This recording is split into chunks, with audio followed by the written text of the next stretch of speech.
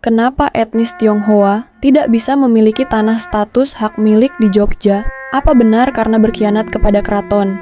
Mari kita bahas. Pernyataan bahwa etnis Tionghoa di Yogyakarta berkhianat kepada keraton adalah narasi yang kerap muncul dalam pembenaran informal atas pembatasan hak kepemilikan tanah.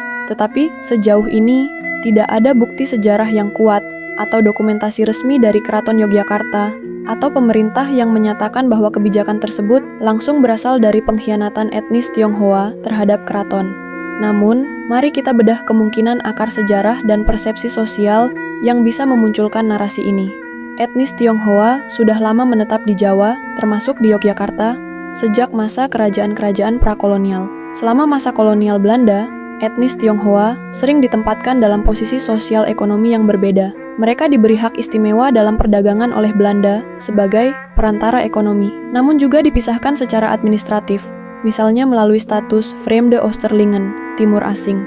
Hal ini menciptakan jarak sosial dan ekonomi antara etnis Tionghoa dan masyarakat pribumi, termasuk abdi dalem dan petani di wilayah Kasultanan.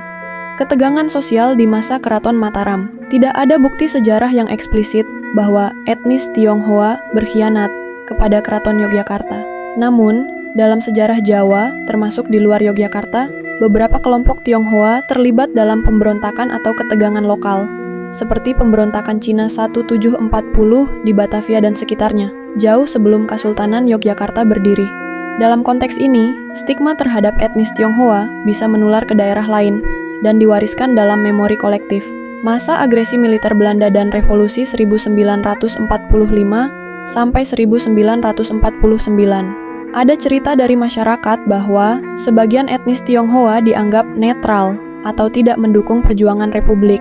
Tapi ini tidak bisa digeneralisasi, karena banyak juga warga keturunan Tionghoa yang berjuang bersama republik, termasuk di Yogyakarta.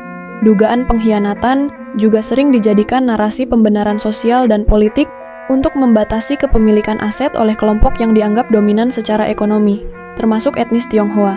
Misalnya, etnis Tionghoa dianggap menguasai banyak sektor perdagangan. Untuk melindungi rakyat kecil, mereka lalu dilarang memiliki tanah hak milik agar tidak memonopoli sumber daya lokal.